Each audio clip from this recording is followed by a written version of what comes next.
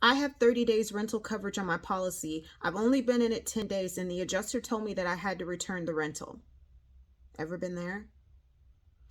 Your policy covers up to 30 days for rental reimbursement, but it's for the reasonable repair time of your vehicle, which means that at the point that the body shop says, hey, the repairs are done, the vehicle is ready to be picked up, we need you to return your rental.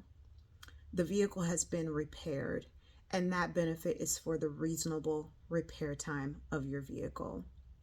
If you have a total loss, at the time that the insurance company extends a total loss offer to either you or your lien holder, you typically will be allowed another 48 to 72 hours before the rental days will end.